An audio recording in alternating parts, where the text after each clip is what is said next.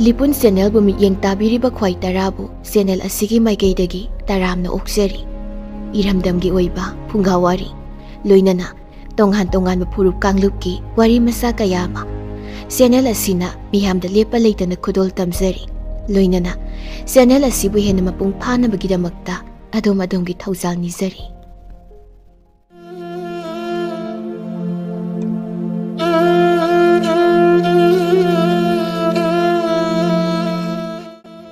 ꯃꯌꯥꯝꯒꯤꯗꯃꯛꯇ ꯌꯥꯝꯅ ꯅꯨꯡꯉꯥꯏꯔꯕ ꯐꯨꯡꯒꯥꯋꯥꯔꯤ ꯑꯃ ꯄꯨꯗꯨꯅ ꯂꯥꯛꯆꯔꯤ. ꯐꯨꯡꯒꯥꯋꯥꯔꯤ ꯑꯁꯤꯒꯤ ꯃꯃꯤꯡꯗꯤ ꯑꯀꯟꯕ ꯅꯨꯄꯥ ꯑꯃꯗꯤ ꯍꯤꯡꯆꯥꯕ.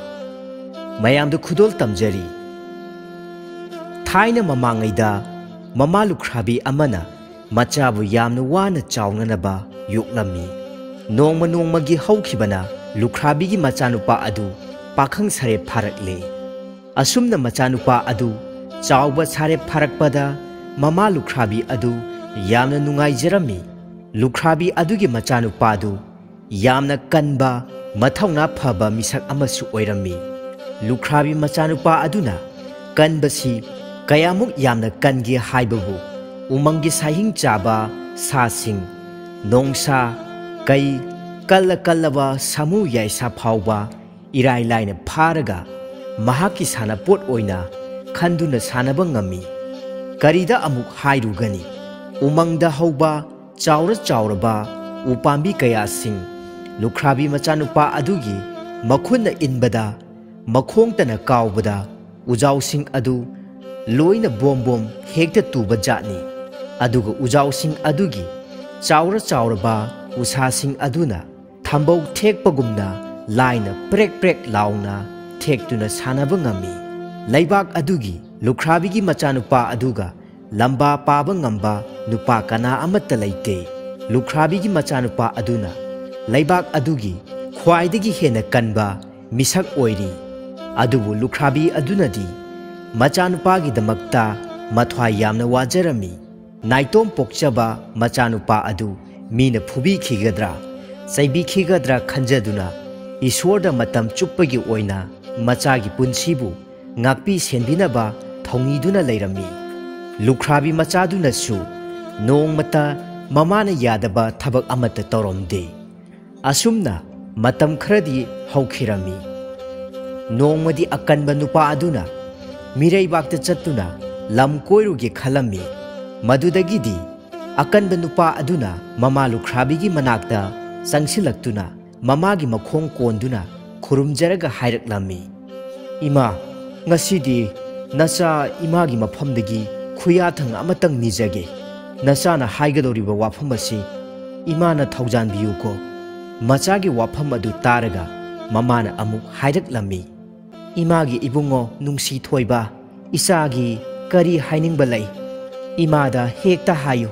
ꯏꯃꯥꯅ ꯏꯆꯥꯒꯤꯗꯃꯛ ꯂꯩꯖꯕ ꯄꯨꯝꯕ ꯀꯠꯊꯣꯛꯇꯨꯅ ꯍꯣꯠꯅꯔꯤꯕ ꯑꯁꯤꯗ ꯀꯔꯤ ꯅꯅꯤꯡꯊꯨꯡꯗꯕ ꯌꯥꯎꯔꯕꯒꯦ? ꯑꯀꯟꯕ ꯃꯆꯥ ꯑꯗꯨꯅ ꯃꯃꯥꯒꯤ ꯋꯥꯗꯨ ꯇꯥꯔꯒ ꯃꯃꯥꯕꯨ ꯅꯨꯡꯁꯤꯅ ꯀꯣꯟꯖꯔꯒ ꯍꯥꯏꯔꯛꯏ. ꯏꯃꯥ, ꯉꯁꯤꯗꯤ ꯅꯆꯥ ꯄꯥꯡꯒꯜ ꯆꯥꯎꯔꯦ. ꯑꯗꯨꯅ ꯏꯃꯥ, ꯃꯇꯝ ꯈꯔꯗꯪꯗꯤ ꯅꯆꯥꯅꯦ ꯃꯤꯔꯩꯕꯥꯛꯇ ꯂꯝ ꯀꯣꯏꯕ ꯑꯣꯏꯅ ꯆꯠꯆꯔꯨꯈꯤꯒꯦ. ꯏꯃꯥꯒꯤ ꯊꯧꯖꯥꯜ ꯑꯗꯨ ꯄꯤꯕꯤꯌꯨ ꯍꯥꯏꯖꯒꯦ ꯍꯥꯏꯗꯨꯅ ꯅꯆꯥꯅ ꯆꯪꯖꯔꯛꯄꯅꯤ. ꯃꯆꯥꯒꯤ ꯋꯥꯐꯝꯗꯨ ꯇꯥꯕꯗ ꯂꯨꯈ꯭ꯔꯥꯕꯤ ꯃꯃꯥ ꯑꯗꯣ ꯑꯋꯥꯕ ꯄꯣꯠꯂꯨꯝ ꯄꯨꯔꯗꯨꯅ ꯃꯆꯥꯗ ꯍꯥꯏꯔꯛꯂꯝꯃꯤ. ꯏꯃꯥꯒꯤ ꯏꯕꯨꯡꯉꯣ, ꯅꯍꯥꯛꯇꯤ ꯅꯥꯏꯇꯣꯝ ꯄꯣꯛꯆꯕꯅꯤꯗꯣ. ꯏꯆꯥꯗꯤ ꯄꯥꯡꯒꯜꯁꯨ ꯃꯄꯨꯡ ꯐꯥꯗ꯭ꯔꯤ. ꯅꯍꯥꯛꯅ ꯃꯇꯧ ꯀꯝꯗꯧꯅ ꯃꯤꯔꯩꯕꯥꯛꯇ ꯆꯠꯀꯗꯧꯔꯤꯕꯅꯣ? ꯁꯥꯡꯂꯕ ꯂꯝꯁꯥꯡ ꯑꯗꯨ ꯆꯠꯄꯗ ꯎꯃꯪ ꯀꯌꯥꯅꯤ ꯐꯥꯎꯔꯛꯀꯗꯧꯔꯤꯕ. ꯎꯃꯪꯒꯤ ꯁꯥ ꯀꯌꯥ ꯊꯦꯡꯅꯒꯗꯧꯔꯤꯕꯅꯤ. ꯃꯗꯨꯗꯁꯨ ꯅꯠꯇꯅ ꯃꯤꯔꯩꯕꯥꯛ ꯑꯗꯨꯗ ꯏꯃꯥ ꯏꯆꯥꯒꯤ ꯈꯪꯅ ꯆꯥꯟꯅꯕ ꯃꯔꯤ ꯃꯇꯥ ꯀꯅꯥꯁꯨ ꯂꯩꯕ ꯅꯠꯇꯦ. ꯅꯤꯡꯊꯧ ꯄꯥꯟꯕ ꯂꯩꯕꯥꯛꯅꯤ. ꯅꯤꯡꯊꯧꯒꯤ ꯋꯥꯌꯦꯜ ꯑꯗꯨꯗ ꯀꯅꯥꯅꯁꯨ ꯏꯟꯗꯕ ꯌꯥꯔꯣꯏ. ꯍꯦꯛ ꯏꯟꯗꯕ ꯇꯥꯔꯕꯗꯤ ꯏꯆꯥꯅꯦ ꯑꯉꯥꯡ ꯑꯣꯜꯍꯟꯒꯗꯧꯔꯤꯕꯅꯤ. ꯄꯨꯝꯅꯃꯛꯁꯦ ꯑꯔꯥꯏꯕ ꯑꯣꯏꯈ꯭ꯔꯕꯁꯨ ꯏꯃꯥ ꯏꯆꯥꯗꯪ ꯂꯩꯕ ꯌꯨꯝ ꯑꯁꯤꯗ ꯏꯃꯥꯅ ꯏꯆꯥꯒꯤ ꯃꯥꯏꯊꯣꯡ ꯎꯗꯅ ꯃꯇꯧ ꯀꯝꯗꯧꯅ ꯌꯨꯝ ꯑꯁꯤꯗ ꯂꯩꯍꯧꯒꯗꯧꯔꯤꯕꯅꯣ? ꯏꯃꯥꯒꯤ ꯏꯕꯨꯡꯉꯣ, ꯅꯍꯥꯛ ꯆꯠꯂꯨꯅꯨ. ꯑꯁꯤ ꯍꯥꯏꯗꯨꯅ ꯃꯆꯥꯕꯨ ꯊꯦꯝꯖꯤꯟꯖꯔꯝꯃꯤ. ꯃꯃꯥ ꯂꯨꯈ꯭ꯔꯥꯕꯤꯒꯤ ꯋꯥꯗꯨ ꯇꯥꯔꯒ machanupa aduna amuksu mamadagi yathang niraduna hairaki. Ima, nasa miraibakta matam kharadangdi lam koijaruge. Imagi yathang aduta pinabiyu. Imana numit khudingi thongjariba nasana kanabusu kide. Kanana su lakcha khudum chanba ngamloi. Aduni ima naha karisu nungsa thibiruganu. Nasa se pangal mayeng tadringaida miraibakta matam kharadangdi lam koijaruge. Asi haiduna hanna hanna mamabu khurumjaduna mamagi thawjal adu nijaraki. Madudagidi lukhrabi mama aduna mathanta pokchaba machanupa adu miraibakta koirunabagi thawjal adu pire. Asumna akanba nupa adu miraibakta lam koiba chalunanaba thawrang tawre. Nongmagi ayu anganba amada mama lukhrabi adu khurumjaraga akanba nupa adu miraibakta lam koiba lakle. Umang kaya, pa turel kaya, sanga, linkang kaya akanba nupa aduna mathang mathang thengnaduna asum lakpa matamda nongmagi mamsilaklaba numidang wairam amada ningthau panba leibaki athapa khungang amagi sidaida thunglure. Akanba nupa aduna ahing aduma mafam kadaida leksige haina asum wakhal tawraduna khungang adugi lamhang amada phamlaga awaba ngaihak potharami. Matam aduda nupi khara kap laubagi khonjel khara akanba nupa aduna taba phanglaklammi. Khungang aduda kapliba khonjel adu nattana atai atopa mioi amattagi khonjel taba phanglamde. Akanba nupa aduna munna khalabagi matungda kappagi khonjel tariba maikai adomda yamna thuna laklammi. Khul adugi matai oina tauba mafam amada naitom saba yum amada hanubi amaga laisabi amaga yamna nungsinana kapminnaraga leiramba adu thengnarammi. Makhoi anigi matau adu ubada akanba nupa aduna yum adugi thongjilda lepladuna nupi aniduda hairaklammi. Aihak miraibaktagi mafam asida hogjikta thunglarabani. Hek thunglarabaga khul asigi mafam amada ngasi ahing asima yarek janaba pothaduna leiringai asida abok khoi amadi ichan khoina kappagi khonjel asi taba maktada mafam asida changjarakpani. Ibo khoi ichan khoi kari karamba khudong thiba yaurabagi nasuda amukta takpiyo. Nasuna mateng pangba ngamjagadabu oirabadi soidana makki mateng pangjage. Nupa adugi wafam adu taruba tawdana masu maben anidu chejet konchinaraga hena hena kanna kanna asum kapkhalaklammi. Makhoi anigi matau adu ubada akanba nupa adu angakpa poklammi. Akanba nupa aduna amukkasu thamoi sengna haijaraki. Ibo khoi ichan khoi aibu amukta thajabiyu. Kari khudong thiba yaurabage amukta takpiyu. Aihakna nakhoigi mateng soidana pangjagani. Asengbadu hekta haibiyu kaidobage. Aihakti ngasi phawbada miyamgi mateng pangjadunata lakchabani. Akanba nupa adugi wa taraga masu maben anidu hene hena kapkhalakhi.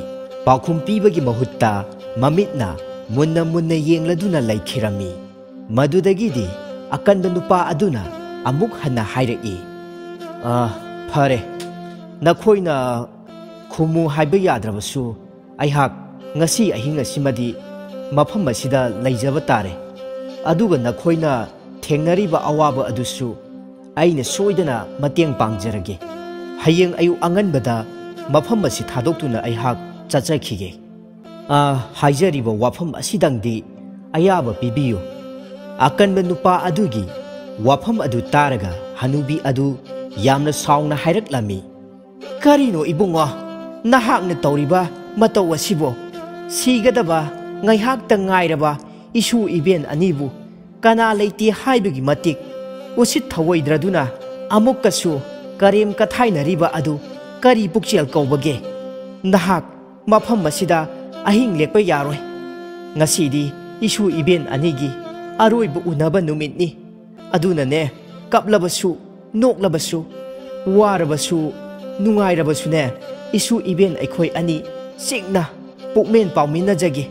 Chalo chalo ibungo mafam asi thadoktunane nahak chatkhro asi haiduna akanba nupa adubu tanthorklami hanubi adugi wahi sing adu taraga akanba nupa adugi thamoida angakpa poklammi aduga yamna khangningna hanubi aduda hanglaklami ibok ai haksu nasugumbani kaidobage nasuda imung asigi awaba wari sing ado amukta lebiyo nasuna soidana mateng pangjagani nasudi mirai baktagi ngasida thonglaribani aduna ahinga simadi nasubu mafam asida lekhanbiyo hanubi aduna amuk makha taraklami ibungo nahakna mateng pangba ngamgadaba awaba natte isu ibengi mahut sinduna kananabu siningani siba pamba mi leiba haunade aduna ibungo nahak chalo kadaida noma leirubana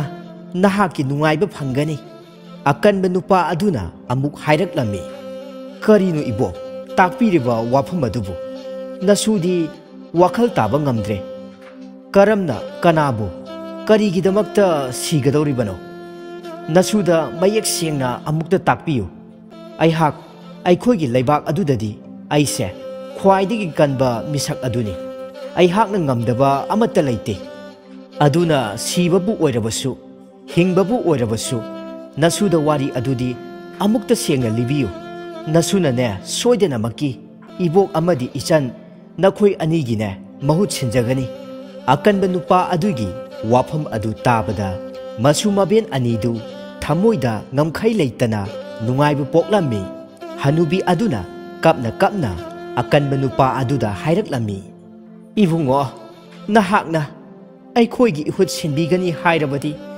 ibokne wari adu lirage munna taroko aikhoigi leibak asida samu taragi mapangal kallaba kai taragumna mapangal kallaba sahing ngahing chaba mayana singjang panba makhutna wamuk sangba masana ne chingdumuk chawba hingchaba ama lei hingchaba asibu hananaba leibaki ningthongna hotnabada leibak asigi mi tangkhai ama hena sikhre lanthum yum kai kaya masing khangdana mangkhre adubu hingchaba adu phaba hatpa ngamdre leibak ningthogi manai masel pumdamaksu hingchaba aduna hatokhraba matungda ningthau adubu sune mahakna pharaga hananaba hingchaba aduna ningthauda asumna hairakhi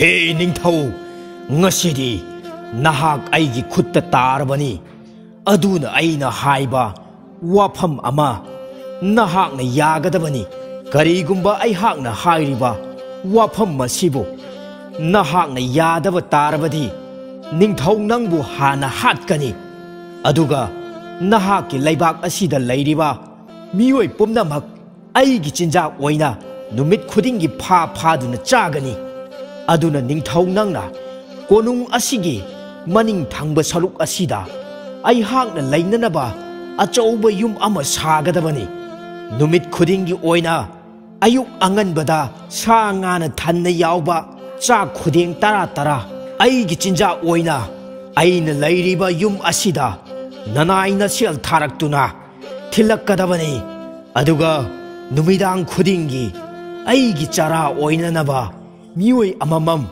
aigi sang asida tharakkadabani madudagidi ningthau aduna siningdabanina hingchaba aduna haiba wafam pumnamak adu leibak sinba thongna lauthoklammi ningthaugi yathang matung inna numit khudingi ayukta sa nga yauba chakyamsing leibak adugi imung khudingdagi mathang khaidoktuna nongmagi pali puhallami aduga numidang khudingi hingchabagi chinjak oina mioi amamam numit khudingi leibak asida leiriba yumthong khudingi oiba nongmagi khaidoknaraga mi amamam chatnanaba ningthongna numit khudingi imung singda ningthongna ayukta lauthokhtuna khanghalli adunane ibungo ngasi asi isu iben ani khakta leijaba imung asida mioi ama hingchabagi chinjak oina ngaihak layraga chatpa tarido karigumba chatrabadi hayeng ayu anganbada ningthaugi manai sing laklagane aikhoi anibu punna pharaga hingchaba adugi chinjak oina pijakhraganI do aduna aikhoi anigi marakta kanana chatlaga kanana laihaugadagi haiba khangdraduna isu event kapminaduna wa khanaramlibani hanubi adugi wadu taraga akanba nupa adu yamna saunginglami madudagidi masumaben anigi mahut silaga hingchaba adugi manakta mahak oina chatlage haina mabukningda chap yungna khalami madudagidi akanba nupa aduna momon nokna masumaben anida hairaklammi phare adudi iboka isanga yum masidane nungaina tumbi horo ngasidi aihak oina hingchaba adugi manakta chatlage hingchaba adu nasuna ngasi ahinga sida soidana makki magi mathwai ado lauragani aduna hayengdagidi laibak asigi awaba amatta lehalaroi ibokna ne hingchaba adugi laifam adu amukta nasuda takpiyo akanba nupa adugi matauda hanubi aduga laisabi aduga angakpa phawrami amuksu achumba oiraboi khanduna haraubagum tawi aduga amuksu makhoi anibu laknariboi khanduna sauningbagumsu tawi amuksu khalli nupa asibu thajarubadagi isu event anigi maraktagi amakhakta sigadabadu hayeng aikhoi ani punna siba taragadra asumna ngaihak masumaben anidu khanjanaringai akanba nupa aduna amukasu hairaklammi karigi nasubu chingnabiribano sirabasu changlabasu aihaki laibak ojarage karisu awaba khanbiruganu matam thengjin khinabani nasudane hingchaba aduna lairiba mafam adu takpiro nasu laibak chang yengjarukhige madudagidi hanubi aduna hingchabagi laifam adu akanba nupa aduda takpire lamsang lakpagi choktharaba akanba nupa aduna hanubigi imungda ising kotphu ani ahum mabuk thanna thaksillaga hingchaba adugi manak tamna lakle somdana masumaben anido amuksu harauna momon nokcharami amuksu akanba nupa aduna hingchabagi manakta chalamdraduna hayeng ayuk ningthaugi manaisingna masumaben anibu punna pharaga hingchabagi machinja oina pithokhigadra haina khallubada masumaben amuksu konaduna kapminarami asumna masumaben anidu ahing aduma suktum tumdana wana nonganba ngairami asomdana hingchaba aduna mahaki numidangi chinja oina chargadaba misak adu thengla phawba laktre haiduna yamna sauna mi lakpa ngaiduna leire ngaihak asum leiraga akanba nupa aduna hingchabana leiriba yum adugi thongjil aduda leplare nupa adubu ubada hingchaba aduna nong khongbagumna ngangladuna yamna sauna hairaklammi iya karigino nupa nahakna thenga laklibadi aihak hojik puk ase lambana loirabani sigadaba leiraba phawbada siba kiriba nahak karigino nahak tang siraga loigadaba aduda nahak siba kibadagi nahak ki imungi mioi pumnamak sihallage haina khallibra hingchaba adugi wangang adu taraga akanba nupa aduna khonjel hauna hairaklammi hey hingchaba nahakna laibak asigi miyambu masing khangdana hatli numit khudingi mi amamam chai hairibase ngasidi nahaki punchi ado aigi khutta loiba tarabani aduna nahaki thawai ado hingjanaraba sem saduna leiro akanba nupa adugi wangang adu taraga hingchaba adu mai hauna saukhre madudagidi akanba nupa adugi manak tamna akiba phangna ngangladuna changsilaklammi asumna hingchaba aduga akanba nupa aduga yochabi napsinnabagumna chetna konsinnaraga namnaba hauraklammi akanba nupa aduga hingchaba aduga chetna konsinnaduna laimaida tharo onduna namnarakpa matam adudadi leiramliba yum u wa pumnamak tektharakle laimai da leiramba napi singnang pumnamaksu kuoktuna laimai adu ꯎꯐꯨꯜ ꯇꯥꯅ ꯀꯥꯏꯔꯦ ꯑꯀꯟꯕ ꯅꯨꯄꯥ ꯑꯗꯨꯒ ꯍꯤꯡꯆꯥꯕ ꯑꯗꯨꯒ ꯑꯀꯟꯕ ꯃꯑꯣꯡꯗ ꯐꯨꯅꯕ ꯍꯧꯔꯛꯂꯦ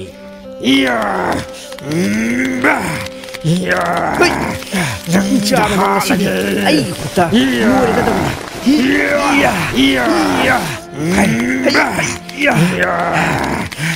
ꯑꯩꯒꯤ ꯃꯤꯠꯇ ꯅꯪꯅ ꯀꯥꯎꯖꯕ ꯁꯥꯔꯦ ꯅꯪ ꯈꯪꯒꯅꯤꯗꯣ ꯉꯁꯤꯗꯤ ꯍꯤꯡꯆꯥꯕ ꯑꯩꯒꯤ ꯏꯇꯤꯛ 이군 강한게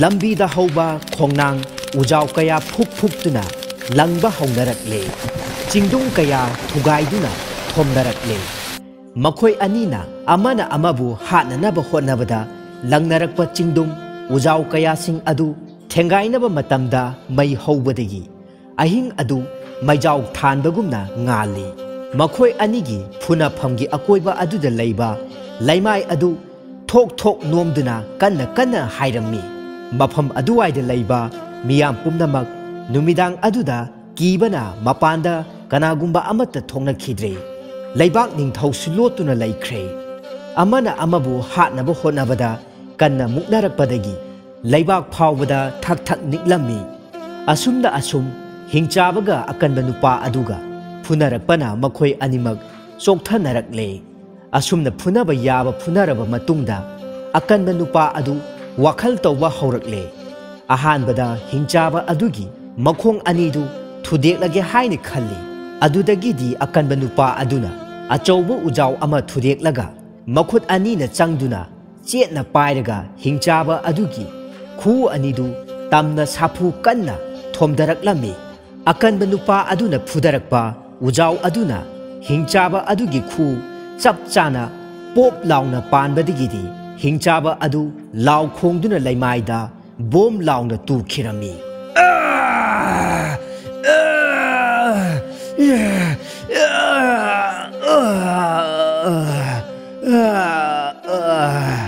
ꯍꯤꯡꯆꯥꯕ ꯑꯗꯨꯅ ꯇꯨꯗꯨꯅ ꯂꯩꯔꯤꯉꯩ ꯑꯗꯨꯗ ꯑꯀꯟꯕ ꯅꯨꯄꯥ ꯑꯗꯨꯅ ꯍꯤꯡꯆꯥꯕꯒꯤ ꯃꯀꯣꯛꯇ ꯎꯖꯥꯎ ꯑꯗꯨꯅ ꯍꯟꯖꯤꯟ ꯍꯟꯖꯤꯟ ꯊꯣꯝꯗꯨꯅ ꯊꯨꯒꯥꯏꯔꯝꯃꯤ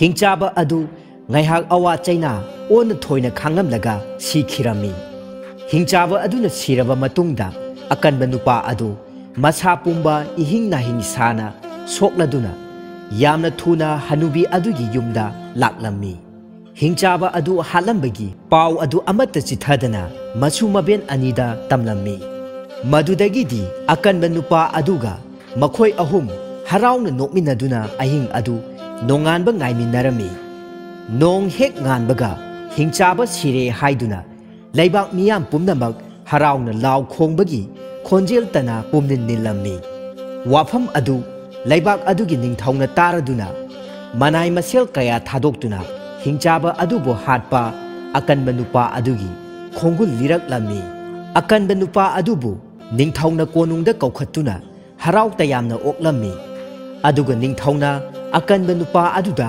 ꯍꯥꯏꯔꯝꯃꯤ ꯅꯍꯥꯛ ꯀꯔꯤ ꯄꯥꯝꯕꯒꯦ ꯅꯍꯥꯛꯅ ꯑꯄꯥꯝꯕ ꯑꯗꯨ ꯍꯦꯛꯇ ꯍꯥꯏꯌꯨ ꯁꯅꯥ ꯂꯨꯄꯥ ꯂꯟ ꯊꯨꯝ ꯂꯩꯕꯥꯛ ꯀꯌꯥ ꯄꯨꯝꯅꯃꯛꯁꯤꯡ ꯑꯗꯨ ꯑꯩꯍꯥꯛꯅ ꯁꯣꯏꯗꯅ ꯄꯤꯒꯅꯤ ꯑꯗꯨꯕꯨ ꯑꯀꯟꯕ ꯅꯨꯄꯥ ꯑꯗꯨꯅ ꯅꯤꯡꯊꯧꯗ ꯍꯥꯏꯖꯔꯛꯂꯝꯃꯤ ꯏꯅꯤꯡꯊꯧ ꯑꯩꯍꯥꯛꯇꯤ ꯃꯤꯔꯩꯕꯥꯛꯇꯒꯤ ꯂꯝ ꯀꯣꯏꯕ ꯂꯥꯛꯆꯕꯅꯤ ꯑꯩꯍꯥꯛꯇꯤ ꯂꯩꯕꯥꯛ ꯑꯁꯤꯗꯒꯤ ꯀꯔꯤꯁꯨ ꯂꯧꯖꯔꯣꯏ ꯑꯁꯤ ꯍꯥꯏꯗꯨꯅ ꯅꯤꯡꯊꯧꯗ ꯈꯨꯔꯨꯝꯖꯔꯝꯃꯤ ꯑꯀꯟꯕ ꯅꯨꯄꯥ ꯑꯗꯨꯒꯤ ꯋꯥꯗꯨ ꯇꯥꯔꯒ ꯅꯤꯡꯊꯧ ꯑꯗꯨꯅ ꯃꯈꯥ ꯇꯥꯔꯛꯂꯝꯃꯤ ꯊꯧꯅꯥ ꯐꯕ ꯑꯀꯟꯕ ꯅꯨꯄꯥ ꯅꯍꯥꯛꯅ ꯑꯩꯒꯤ ꯂꯩꯕꯥꯛ ꯑꯁꯤꯒꯤ ꯄ꯭ꯔꯖꯥ ꯃꯤꯌꯥꯝꯒꯤ ꯊꯋꯥꯏ ꯀꯟꯕꯤꯔꯕꯅꯤ ꯂꯣꯏꯅꯅ ꯅꯤꯡꯊꯧ ꯑꯩꯍꯥꯛꯄꯨꯁꯨ ꯅꯍꯥꯛꯅ ꯀꯟꯕꯤꯔꯕꯅꯤ ꯑꯗꯨꯅ ꯅꯍꯥꯛ ꯑꯩꯒꯤ ꯂꯩꯕꯥꯛ ꯑꯁꯤꯗ ꯑꯩꯒꯤ ꯃꯇꯦꯡ ꯄꯥꯡꯗꯨꯅ ꯂꯩꯔꯣ ꯉꯁꯤꯗꯒꯤ ꯑꯩꯒꯤ ꯏꯆꯥꯅꯨꯄꯤ ꯑꯁꯤ ꯅꯉꯣꯟꯗ ꯁꯤꯟꯅꯔꯕꯅꯤ ꯑꯁꯨꯝꯅ ꯂꯩꯕꯥꯛ ꯑꯗꯨꯗ ꯅꯤꯡꯊꯧꯒꯤ ꯃꯆꯥꯅꯨꯄꯤ ꯂꯧꯗꯨꯅ ꯃꯇꯝ ꯈꯔꯗꯤ ꯑꯀꯟꯕ ꯅꯨꯄꯥ ꯑꯗꯨ ꯌꯥꯝꯅ ꯅꯨꯡꯉꯥꯏꯅ ꯂꯩꯔꯝꯃꯤ ꯃꯇꯝ ꯈꯔ ꯂꯩꯔꯒ ꯑꯀꯟꯕ ꯅꯨꯄꯥ ꯑꯗꯨꯅ ꯃꯍꯥꯛꯀꯤ ꯂꯝꯗꯝꯗ ꯍꯜꯂꯒꯦ ꯃꯃꯥꯅ ꯈꯧꯔꯥꯡꯅ ꯉꯥꯏꯔꯝꯂꯒꯅꯤ ꯈꯟꯗꯨꯅ mayumda chatnanaba thorang pumba tawre wafam pumnamak laibak adugi ningthau aduda khangalami ningthaunasu machanupiga loinana matam khara mayumda lairuraga akanba nupa adugi mamadu puraga amuk hanna laibak asida laknanaba ayaba pire makhoi anina lambida chatkhibada chana thaknanaba amadi ningthau machanupibu ngak senanaba manai masel kaya amasu akanba nupa aduga loinana chatkhinaba ningthauna yathang pirami akanba nupa adunadi manai masel yaudrabasu yagani karisu tawroi haina ningthauda haijerami adubu ningthau machanupisu yaubanina pumnamak pukhro haibadagi sagol samu kayaga loinana akanba nupa adu manai masel kayaga loinana mayumda halakle umang wamang chingpa turel kaya landuna asum lakpada ningthau manai sing adudi chokthabada wabana loire awaba marak aduda umangi nongsa kai samu lamgi sa kaya thengnaduna laklibani adubu sa kai pumnamak adudi akanba nupa aduna law khongduna tanbada mamai thetuna loina chen khirami nongmadi achawba loknung amadagi akanba nupa aduna masana chingdum muk chawba mayana wa muk sangba achawba samu ani khak pharami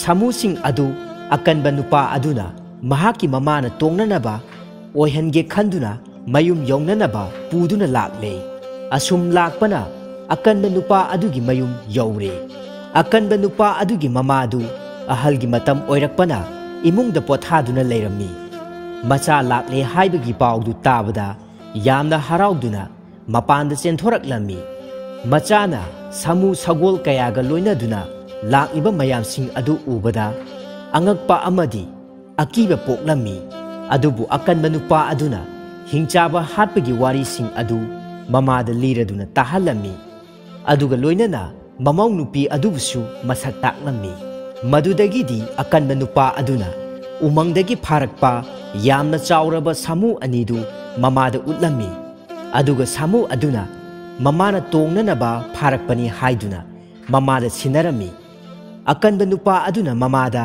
mahakna kanbagi wari adu napal tawna liduna mamabu kanana su laksaba ngamlaroi nacha chawba sare phare haiduna mamada hairami machanupadugi wadu taraga ahal oiraklabi lukhrabi nupi aduna machabu chetna harau harauna konbiraga asumna hairaklami imagi ibungo pangallaba nahakse imana pokpanine isagi pangal kanbagi thongna phabagi sakti aduna mirai baktasu yumthong khudingi wari naramlagani ngasidi icha pokjabagi mahai yale ima yamna nungaire adubune imagi nungsi thoiraba isana imagi damaktani haiduna pharak liba samu singase thadok pikho imane samu toningde imana nangonda haigadabadi naha kaidong nungdasu napal tawruganu nangonda yelaktaba akaiba piraktaba kanagumba amatadadi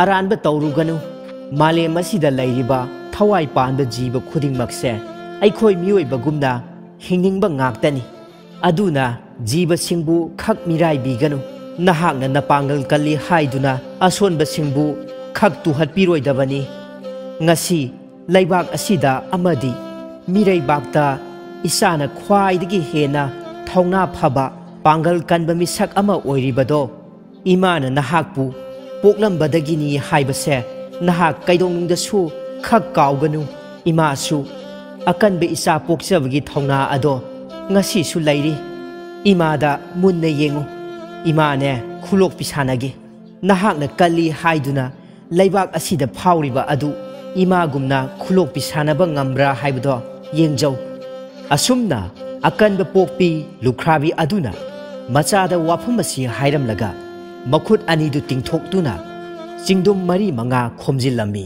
madudagidi chingsang adu lukhrabi aduna khulokpi sanarami akanbagi mamana ching khulokpi sanarpa adu ubada akanba nupa aduga lakminariba ningthau manai sing amasung ningthaugi machanupi adu akiba phangna angakpa poklami asumna lukhrabi aduna Singsang adubu ngaihak asum khulokpi sanaraba matungda machanupa amadi mamau nupi aduga loinana ningthaugi manaising imungda harau harauna kausinduna changminnakhi.